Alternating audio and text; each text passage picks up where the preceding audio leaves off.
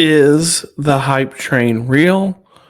We're hearing a lot of it in regards to Anthony Richardson. We're going to talk about all that and more on this, the No Horsing Around podcast.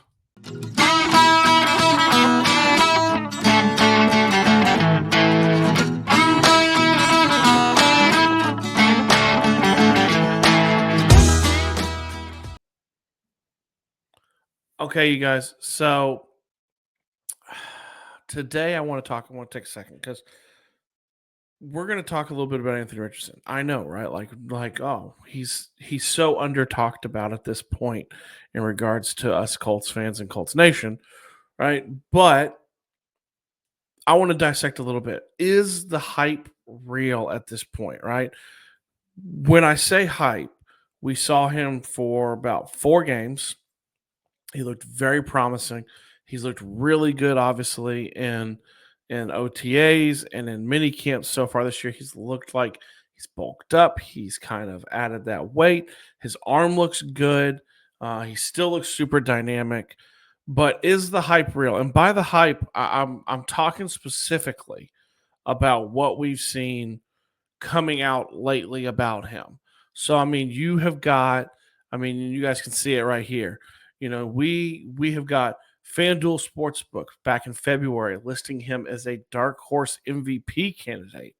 You've got NFL Game Day having him listed at 7 ahead of Jared Goff, Jordan Love, and Aaron Rodgers in the way too early MVP talk for next year. That's in May. That's just like 2 weeks ago. That's actually like a week ago. FanDuel again talking about he's going to have a breakout season.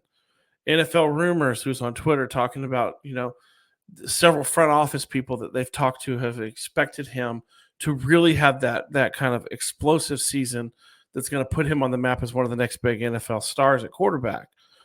I mean, is it real? I mean, you're talking about major people who are discussing him in MVP talk, right? Like we talked last year, kind of leading into the season. Did we think he could be an offensive rookie of the year?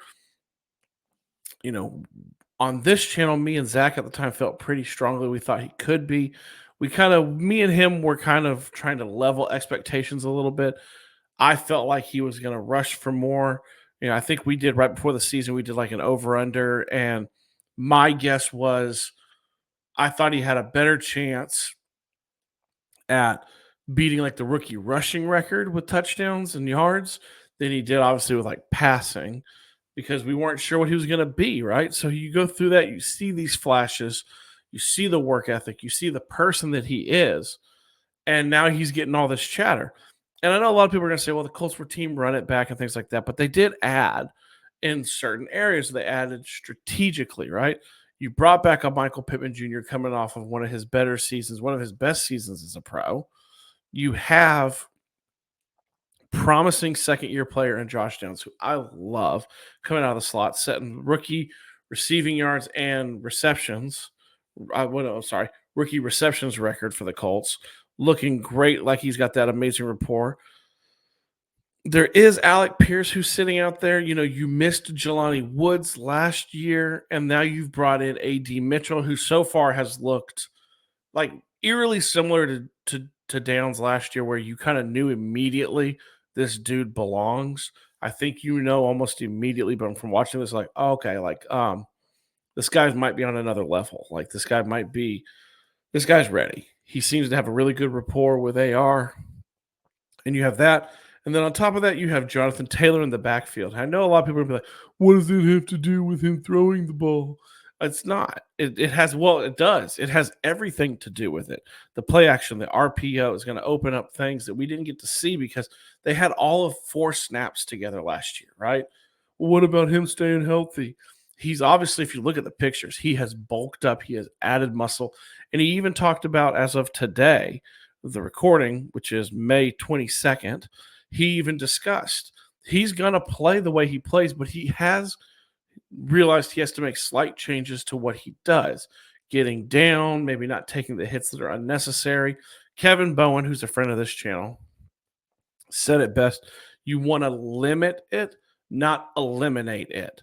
It's too big a part of his game to eliminate it, right? You want to limit maybe the amount of hits that he's going to take, and he's going to have to learn that.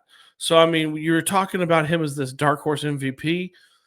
I mean, I'd throw it out there. I mean, and you guys are going to see, like, just check this out right here. You guys are going to see it that what his odds are for some of these major things. It's going to be kind of interesting when you talk about his hype. You know, I don't have it listed on there, but comeback player of the year is plus 750. Like, that's a pretty good odds. That's not horrible. You know, when you look at total rushing yards, 525 and a half, over or under, I would take the over in that. You know, when you look at total passing yards, 3,175. That's pretty good. I would probably take the over. I might take slightly under with that, but I mean that's a good spot they're predicting him for, right? Most passing yard, not most passing yards, but you know, you kind of keep going down too, and you have total passing touchdowns, 17 and a half. I would take the over on that, you know, but that's an interesting one. And then total rushing touchdowns, 8.5. I mean, and then like we saw, I mean, he's the dark horse candidate, plus 3,000, depending on what you're looking at. Best odds right now are plus 3,500, depending on it.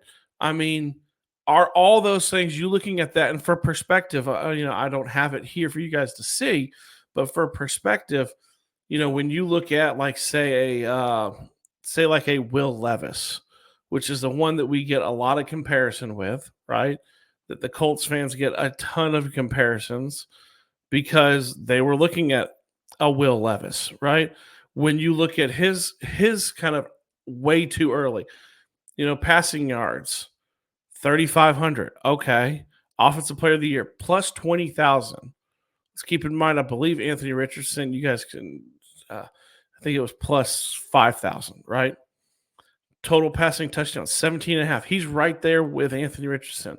Plus 10,000 for the MVP. Anthony Richardson was plus 3,500. So, I mean, you're looking at some of these future ones and you're going, okay, is it possible for him to live up to this hype? I think it depends on the kind of hype you're putting. I don't view him as someone who's going to compete for the MVP. Comeback player of the year, yes. I like kind of the range that they're at. You know, we're going to talk about as we get closer, just like we did last year. I like that 3,000 yards passing. I like more than 500 yards rushing, probably about 7, and I like probably more than 8.5 touchdowns, maybe closer to 10. You know, I mean, interceptions wise, they're going to be there, but I think he's 100% right with the hype, right? At that level. He is, I think, the NFL. Me and Zach talked about this last year, on air and off air. The NFL knows what they have in him. You're seeing him marketed more. You see this big guy, this huge mammoth of a quarterback who is the most testing wise, the most athletic quarterback to ever come into the NFL.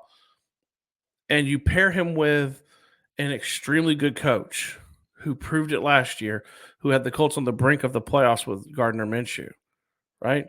You have that. I think it's going to be a very interesting season. If I were putting for the AFC South, if I were putting quarterbacks in order, CJ Stroud 1,